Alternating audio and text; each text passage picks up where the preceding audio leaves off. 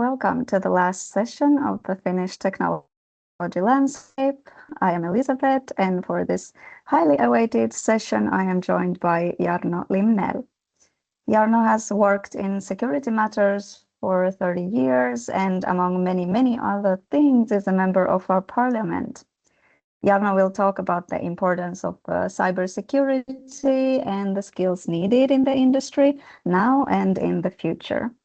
You can type your questions in the Q&A section already during the presentation, and we will take them at the end. Warm welcome, Jarno. The floor is yours. Thank you very much, and also on behalf of me, good afternoon to everybody. I heard that you have had already excellent day, so there is a little bit pressure for me to be the last this afternoon, but well, like I said earlier, the topic is very hot at the moment here in Finland, in NATO, in Europe, worldwide, and probably when we are thinking about the future, the role of cybersecurity and security is going to be even more topical. I can more or less promise you that, even if it is hard to promise anything sure for the future. How I get this to the presenter mode? I just am checking.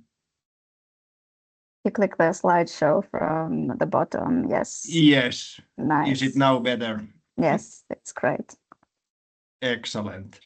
And like I said, if you have some comments, some questions, please type them, and we will discuss a little bit later about that. But let's go to the topic cybersecurity, and especially how and what kind of talented people are really needed at this point. First of all, I have been working, like I said, in security all my life. That's my passion, to be very straight.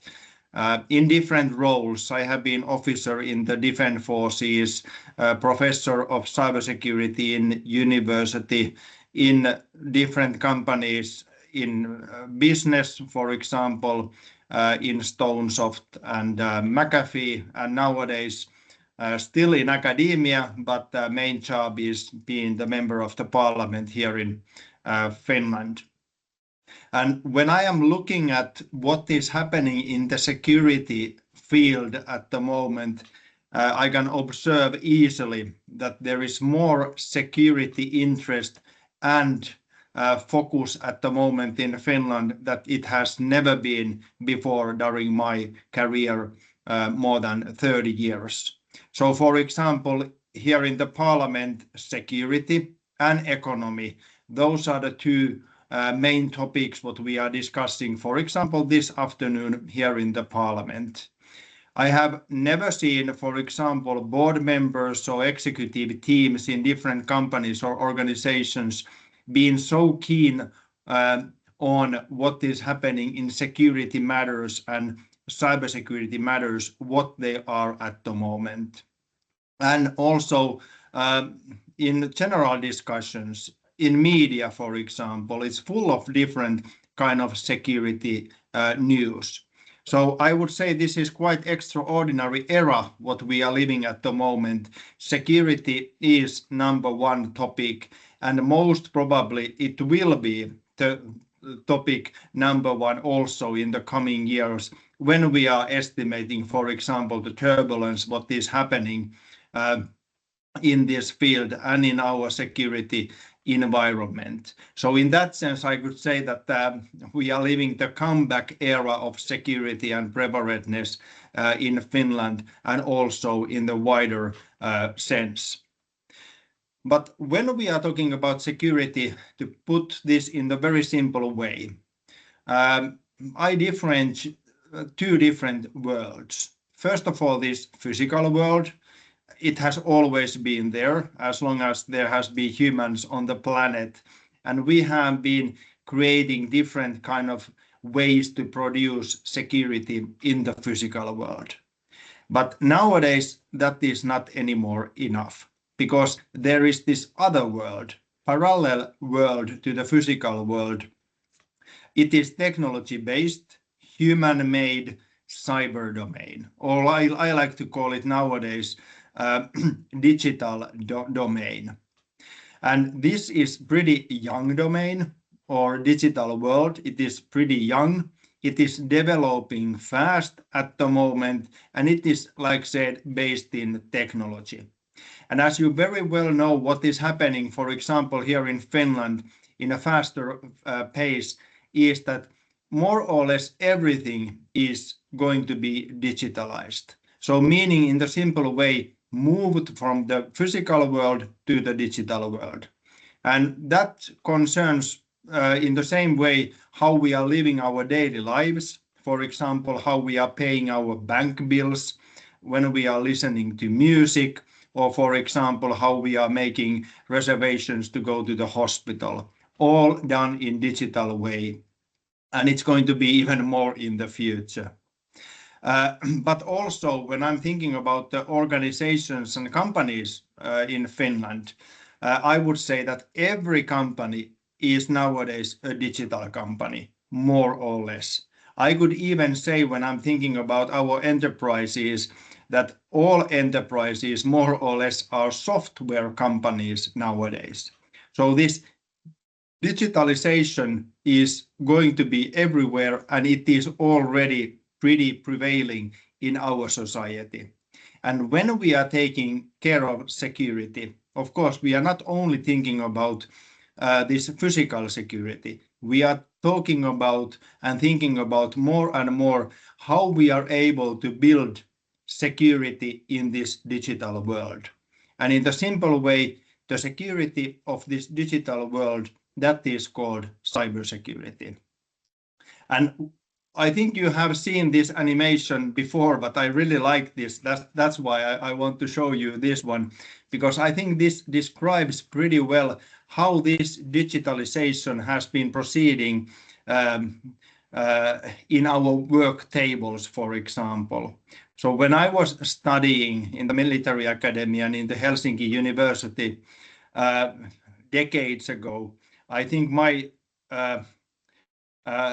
table looked a little bit like that in the first stage of this animation, when there was a fax machine, there was dictionaries, there were table phones, calendars, and so on.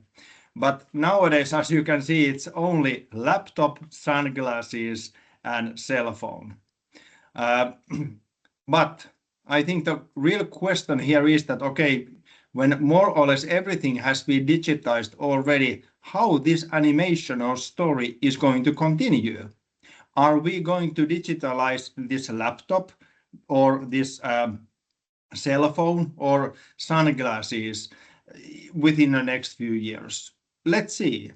So, for example, it has been estimated that within next decade, we will digitize this cell phone. So we are not carrying this physical object anymore. Somehow this cell phone and all its features are going to be digitized to human. So we are not carrying anymore any physical things with us. And I think this is describing really well how everything more or less is being digitized, and how important, when we are so dependent on what is in this digital world, how important it is to take security in the digital world very seriously.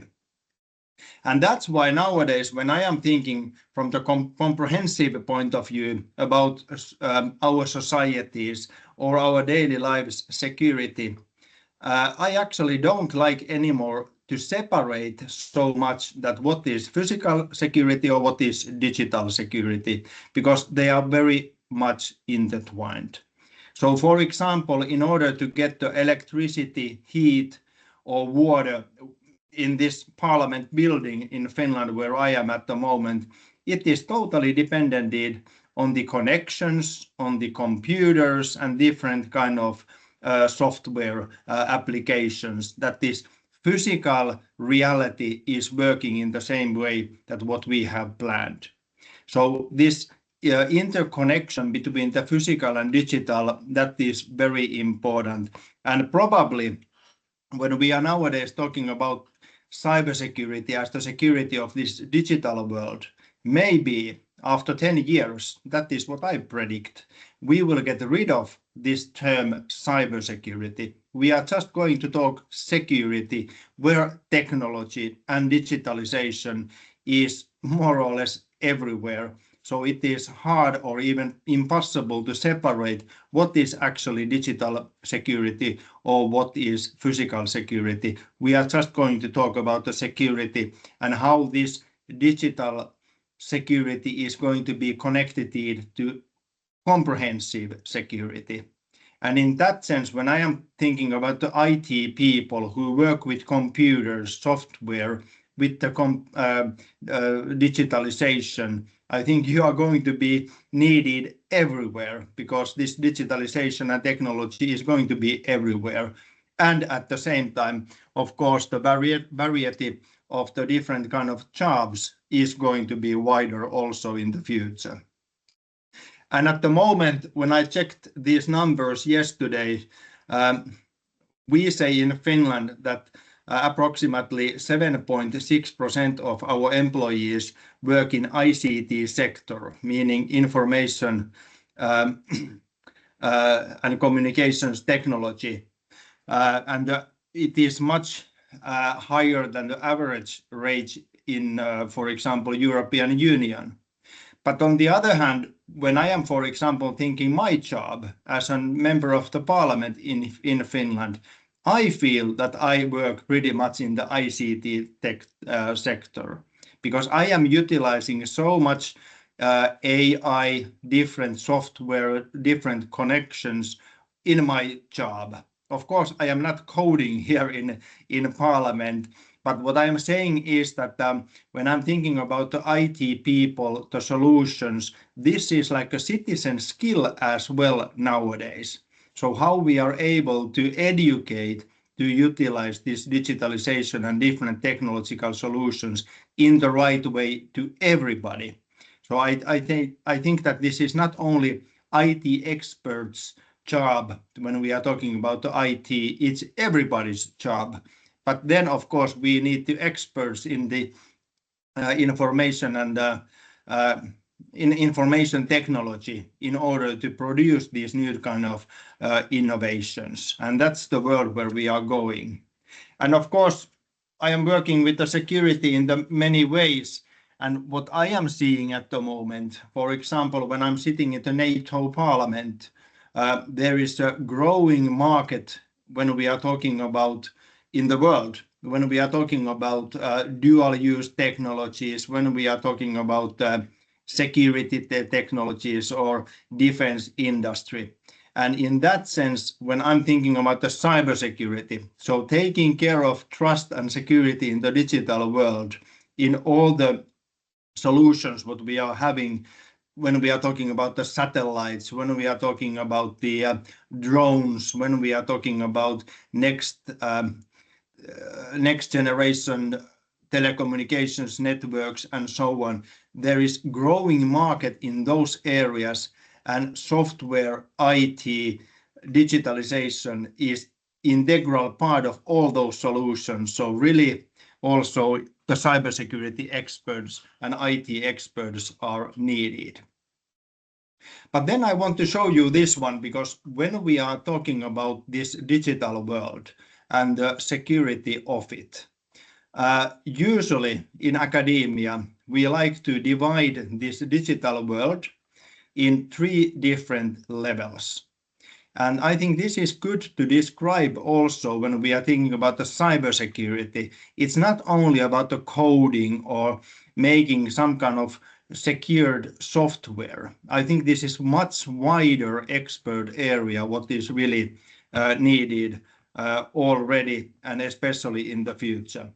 So I like to divide this cyber world or digital world in 3 different levels. First of all, the physical level, then the logical level, and then the social level. And just few points about each of these 3 levels. First of all, what we are watching in the NATO meetings nowadays pretty much is this picture. So how this is connected to cybersecurity? Well, all the data transformation and all the data traffic in the world, it's not in the sky, in the clouds. It is 98% of all data traffic in the world is going through physical land and sea cables. So for example, when we are having this session together, it's not that the data or my presentation is somewhere wirelessly in the air. No, it's going through physical cables. And when we are talking about securing digital world, the sea cables especially are pretty hot topic in the world. And when you are thinking about, for example, sending email to Australia or having some kind of digital conversation with your friend in Japan, it is utilizing these sea cables who are actually making this connection happen. And that's why it is so important in the global level that we are all the time developing different kind of technological protection systems to these sea cables and also thinking about the resilience. And that is part of the cybersecurity. And from Finnish point of view, in a way, I could say that these are the lifelines of our digital society in Finland. And Finland is, as you know, one of the most digitized countries in the whole world. And these, not all in this map, but more or less, these sea cables are making it happen that we can, for example, watch Netflix or pay our bank bills in Finland. And that's why this is important part of cybersecurity as well. So if you are a cybersecurity expert, you can really work as one point. You can work with sea cables from the technology point of view and making this digital world happen. And then, of course, this logical layer. So physical layer, logical layer. This is the layer of cybersecurity what most people think that cybersecurity is. So this logical layer means zeros and ones software. It's about code. And when we are thinking about the different cybersecurity threats, what we are facing in Finland at the moment, in this logical layer, we are paying attention to especially to ransomware, phishing, denial service attacks, and cyber espionage, for example. And this world and different kind of hostile cyber activities, they are developing fast. For example, how different criminals are trying to cheat us in the internet to give, for example, our bank information for them. They are inventing new methods all the time. And we have to be able to innovate also from the defense point of view in order to stop these different kind of phishing or denial service attacks. So this kind of software cybersecurity is fast developing area where really people are needed. But then go to the third level. So first the physical layer, then the logical layer, and then the social layer. In the fine way, we talk about the cognitive cybersecurity. And I think the future is actually here, mainly. In NATO, nowadays in NATO, there is 5 official warfare domains: land, sea, air, space, and cyber. And cyber means especially different kind of technical solutions, how we are going to prevent, for example, cyber attacks to happen. But as you know, when we are thinking about the technology and digitalization, the development will not stop here. For example, in NATO, we are discussing at the moment that, okay, what will be the 6th or 7th domain of warfare where we are heading to? And my prediction is that by the end of this decade, there will be a 6th official warfare domain in NATO, and that is very strongly connected to cybersecurity.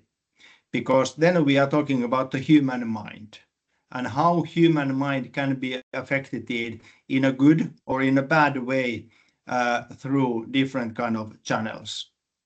So for example, like this.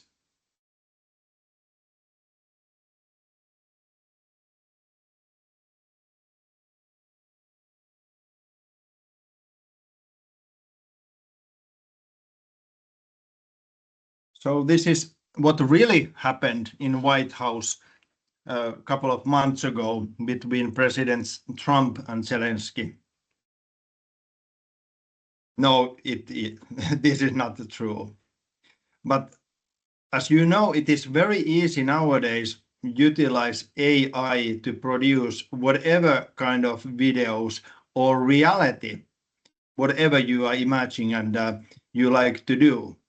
And for example, nowadays, one trend in cybersecurity is this deepfake. So false videos done by AI, and you can buy them, but you can buy them also as a service.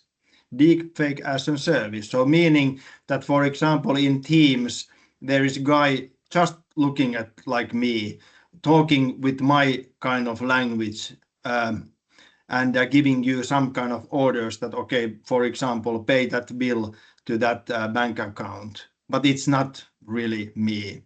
It is someone who has created an AI feature of me and utilizing my voice. Or voice phone calls, what the criminals are utilizing at the moment, that it really hears like my daughter is calling to me from certain number and she is asking to transfer money because she needs that.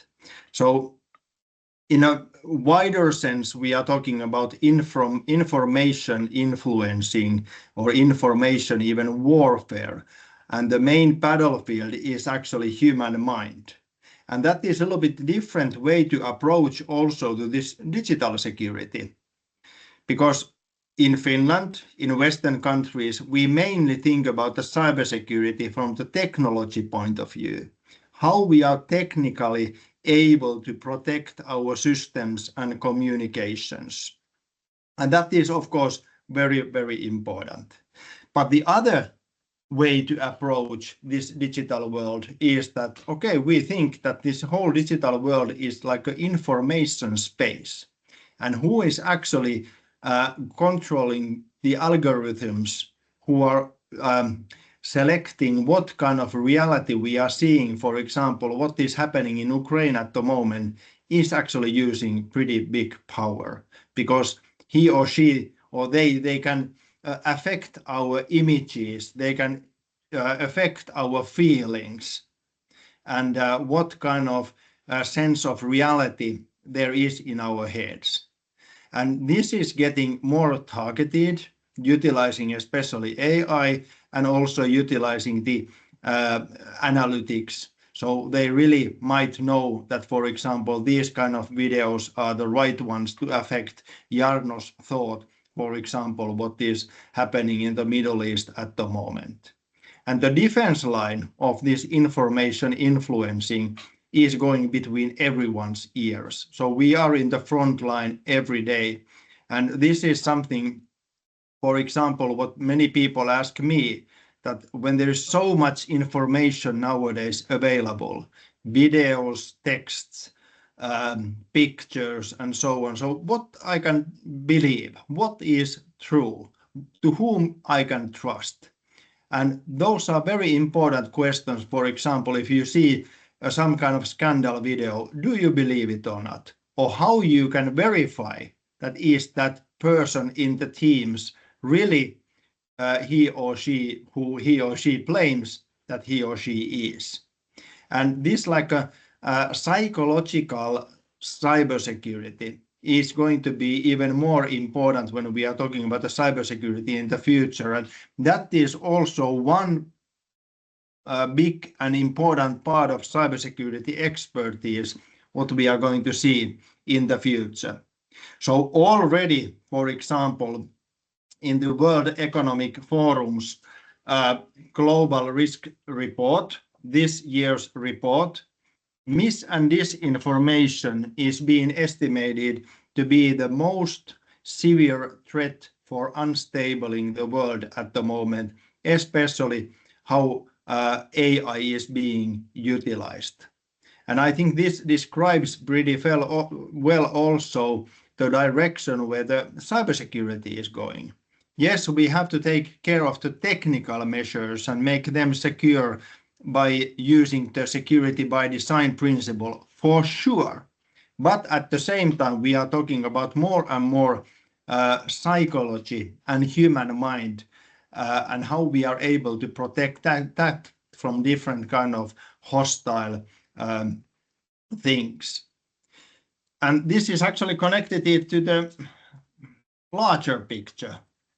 You know that there is turbulence in the world at the moment in the security environment, and most probably it's going to continue. So not only talking about the war, but also talking about what is happening in drones, like in Poland, Copenhagen, Oslo recently, or different kind of cyber hostile attacks. So when there is hostile, aggressive physical world, that reflects what is happening in this digital world, because they go hand in hand. And that's why many governments, like in Finland, they are putting more resources in order to maintain the security both in physical and digital world, because we are living these unstable times. But in that sense, I repeat now, instead of thinking that, okay, this is totally digital or totally physical, I think it is important already to start talking about one security where physical and digital are very strongly intertwined. I see that in general, in security studies, these are the three main trends when we are talking about the cybersecurity or security in general, what we should pay attention more in the coming years. First of all, have the plan B or even plan C. So meaning that you have resilience, but not only the technical resilience, but also mental resilience, that whatever comes, you will not drop your gloves. You can manage and go forward. But taking care of plan Bs and plan Cs, also in the state level as well as in the own home, I think that is one key trend in security. The second one is that the importance of the individuals, so meaning that the security is being thought not only that something that I can enjoy, but something that every citizen should also have to be paying attention to security and do their part, especially in this information influencing sense. And the third one in the security trends is that technology is developing fast, and how we are going to keep up with that technology. This picture, I go to the technology now. This picture was taken last week. Here is my friend Lars from Denmark, and Lars is nowadays chief scientist in NATO. So NATO's chief scientist. And I asked Lars that, okay, when we are talking about the technology and cybersecurity, it is a very wide area. But what is the top of your agenda at the moment when we are talking about these issues? And Lars told me these 4 points. First is maritime security, especially from the technology point of view, how we are able to secure our maritime activities and also the sea cables, and what kind of cybersecurity measures are going to be developed in that sense. The second point, where cybersecurity is integral part, is drones, and the drones are a hot topic, as you know, at the moment in many countries. And when we are seeing the future of the drones, we are talking about more and more drones utilizing AI, artificial intelligence, as well as we are talking about the drone swarms. So technology, cybersecurity is an integral part of that. The third that Lars told me is AI and the quantum technology. And of course, security is very strongly involved with this development. And the fourth point is this cognitive warfare, what I was telling you earlier. But then I have to say that when we are talking about cybersecurity and the future of the technology, and when we hear these phrases that everything that can be digitized should be digitized or will be digitized sooner or later, I think in some sense we have to be able to ask maybe some other questions as well. So what should not be digitized in sense of cybersecurity or security? Because I think this is going to be more and more important question as well. So for example, in Finland, we have decided that we are not digitizing our elections because of the security reasons. We are still, and I think that is the right decision, we are still trusting the good old paper and pen in our elections. But I think this goes to the leadership as well, for example, or when we are thinking about the social interconnections, everything should not be digitized. And I think this is a little bit like a ethical things also to think about in this faster and faster developing technological era. And I have to say that when we are thinking about the cybersecurity and technology in the future, we are thinking about more and more ethics. So what, instead of thinking about what we can do with the technology, we should start thinking about what we should do with the technology.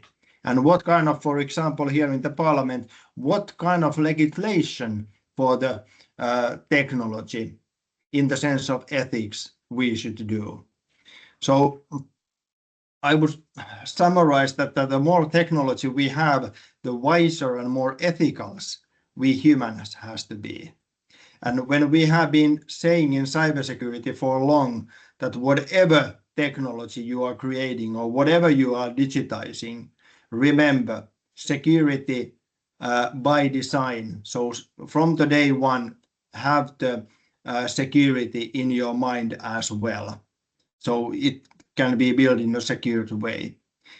Probably in the near future, we have to take more care of this ethics by design. So from the day one, whatever technology or digitalization you are planning or doing, have the ethical thoughts in your head as well. So like a ethics by design thinking.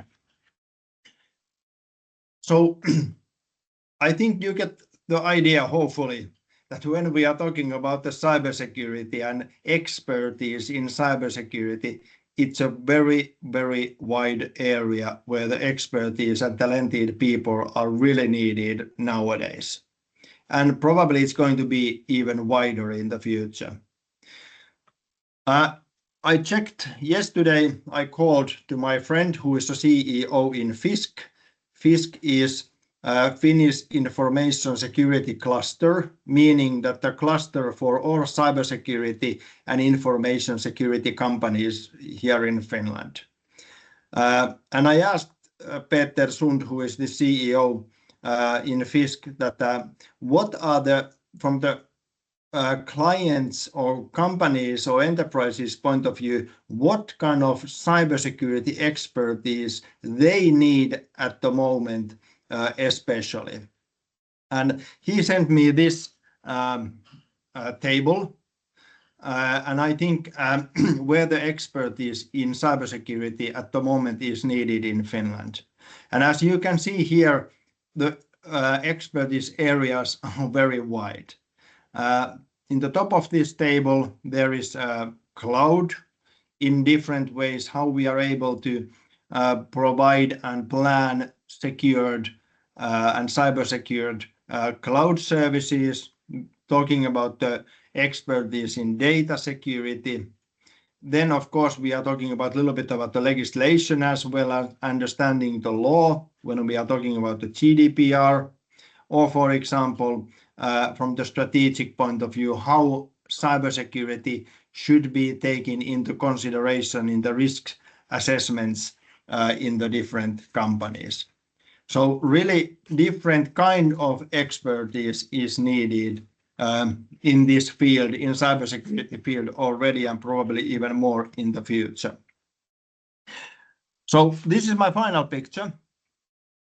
This is the framework what I have been using for a while when I am teaching different kind of cybersecurity things. Main point in this framework is that when we are talking about security in technology, in digitalization, we are actually not talking about mainly or primarily about the security or safety. We are talking about the trust. And that's why in the center of this framework, there is the word trust. So how we are able to keep up and maintain the trust of digitalization and this development of technology when this is going faster and faster. And I think that what really makes cybersecurity experts matter. So here are my thoughts. Thank you very much for listening. Thank you very much, Jarno. This was a very bleak but eye-opening and very important topic that needs to be discussed. And I really liked what you said about the ethics part, that we should be thinking about what we should do, not what we can do, what is possible to do, but what should be done instead. There is a question in the Q&A related to that. Whether countries who will not prioritize ethics will then prevail, or is there a way to turn ethics into an advantage when competing with others? Excellent question, I have to say, because as you know, for example, there are different kind of regulations of utilizing data when we are seeing the reality in Europe or in China or in United States. And of course, we have to ask that, okay, are they going to be much better when they are not controlling so much, for example, how they are using their data? But I am also thinking about, just as an example, for example, in Russia, there is legislation that for every cell phone, what we are carrying, everyone more or less on daily basis, before people start using them, they will put the governmental software in your cell phone, of course, in order to follow what you are doing and where you are going. And of course, in Finland, for example, we could do that same kind of legislation here in Parliament. But from the ethical point of view, we don't like to do that, because that is not the society what we like to create, at least at the moment, and hopefully not in the future either. So these kind of ethical considerations, how to utilize and use technology, is going to be more and more important. And even if that in some circumstances mean that we will lose some competitive advantage when we are keeping up the main principles of democracy, individuals' rights, and so on, like we have the key values in the Western world, I would like to keep them also in this technology. Yes, very important to keep those. And maybe in relation to this, regarding the role of the Parliament in all this, you mentioned about the deepfakes and the misinformation, disinformation, fake news. There's all kinds of scams and cybersecurity attacks. So can you share a little bit about the laws being prepared and passed in the Parliament, the ones that, like, I guess cybersecurity is such a broad topic touching a lot of areas. So is it being consciously implemented in all the different laws, and how? And then in any cases you want to share about how does that affect these practices and developments that are happening in the real world? Yeah, very good question. Nowadays, as you know, most of our cybersecurity related legislation, they come from European Union. And then it's our job here in Finland to make them suitable for Finland. And I think one of the key, or maybe the main legislation for the cybersecurity from the EU recently has been the NIS2, meaning that there is going to be, and this is valid already. So there is more advices how, for example, in the critical infrastructure, cybersecurity must be taken into consideration. What kind of measures are really needed, and they have to do that, and they get a ticket if they are not doing that. So pretty much when I'm thinking about the Data Act legislation, NIS2, ISO standards, those are like a European-wide legislations what we are then bringing here to Finland, as well as in the other EU member states. Yeah. Is there some particular case where we see like the effect of those legislations? How do they help us with these threats? Well, I think one of the key point here is that more or less all these legislations in the general level, I think they are more and more encouraging the societies as well as the companies and organizations to have the mindset that cybersecurity and taking care of cybersecurity, it's never a project. It's a constant process, what you have to be able to follow all the time, honestly understand your weaknesses, making new kind of defense systems. For example, nowadays, like I told you, that deepfake issue is getting hotter. So I think that is the in the mindset level, the main thing what these legislations are trying to do. But that goes also to the individual level. So I would say that the education for everybody as a citizen skill here in Finland to have the basic knowledge on the cybersecurity, or what kind of phishing campaigns there is ongoing at the moment, because I am sure that we are all getting different kind of emails every now and then, and they are trying to affect your mind that you have won something, or there is a nice prize for you, or there is this handsome major from the USA who is who has really been keen in your profile picture and that kind of things. And you have to be very careful. You have to be very careful with them. Yes. There was one comment and question about watermarks for video streams that we used to have. Is that something that can be applied in these to avoid the deepfakes or like other misuse in terms of how do we validate what is the real and what is not real? Yes, and that is something what I know that already some companies, they are creating these new kind of technical tools. And with those tools, you can check, for example, are you real? Is it really you, Elizabeth, over there? How can I be really sure that you are smiling and it's you? Because this could be done in AI as well.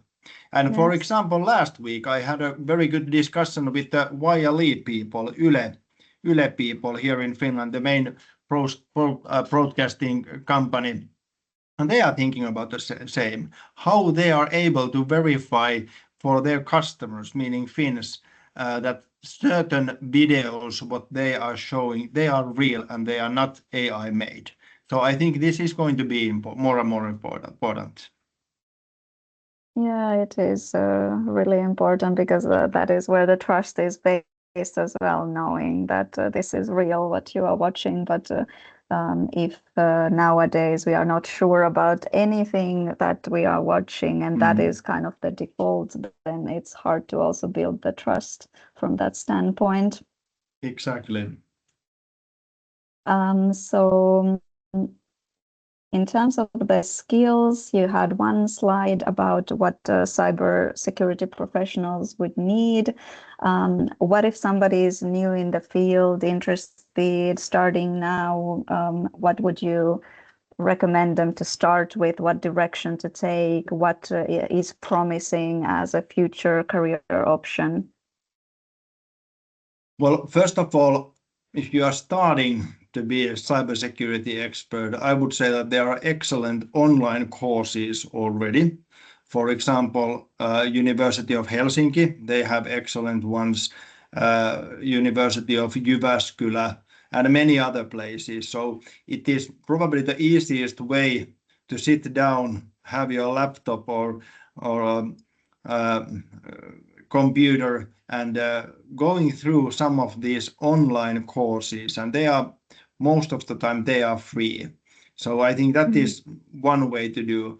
And then, of course, if you are really going to be a cybersecurity expert, I think you have to little bit choose to what kind of speciality you are going to concentrate on. Are you going to concentrate on AI issues, cloud issues, and of course they are not totally separate ones, but in order to succeed also in the work market, you need some kind of expertise in the certain field. And like I showed you that table, at the moment it seemed that the cloud issues and the cybersecurity in cloud services is the number one, but it might be, for example, AI related cybersecurity issues the number one after a few years.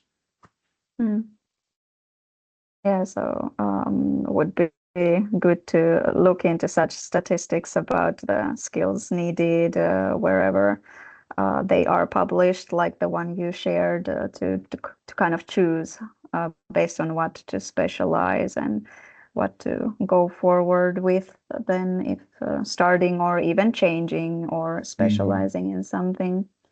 There was also one question about requiring Finnish citizenship for a lot of these critical security positions. So that talent from abroad or even talent living in Finland who are not Finnish citizens cannot apply. What do you think of this, and do you see it changing at any point? Yes, this has been a little bit changing recently in recent years because of what is happening in our security environment, that especially the companies who are running our critical infrastructure, they have became more careful to whom they recruit. In some cases, I know that if you are not a Finn, you will not get a job, to be very straight, in certain jobs when we are talking about the critical infrastructure. But of course, I think that is not possible to think that you really have to be Finn in order to get a job in this field. So the other way is what the companies are using more and more is that they are making these security checks or checking the background of the person from the in the SUPO, Finnish Security and Intelligence Service. And when they find there that, okay, even if this person, for example, has a dual citizenship and there is nothing unclear in his or her background, we can recruit them. But yes, you are right, especially in the critical infrastructure sector nowadays, companies are a little bit more careful to whom they recruit, especially from the security point of view. Yeah, so it's again like dependent on position and company, and there can be a possibility, but some very critical positions will require the Finnish citizenship. All right. We don't have any more time for the questions, but thank you, Jarno, and everyone who has been with us today. We learned about many things in addition to the cybersecurity session previously, the 6G space, the quantum computing, and the importance of looking for these signals to show which way kind of the skills in your industry are developing came up in many sessions. And thank you for being with us today. The recordings of the sessions will become available to you soon in case you missed something or want to revisit something in the program. And we will see you tomorrow as the event continues with some presentations from employers and service providers, sessions about settling in Finland, job search in Finland, and you will also have the ability to have more of the one-on-one meetings and get to know the exhibitors that you didn't meet today, tomorrow. Wishing a good continuation to you all. Thank you. Thank you. Bye-bye. Bye.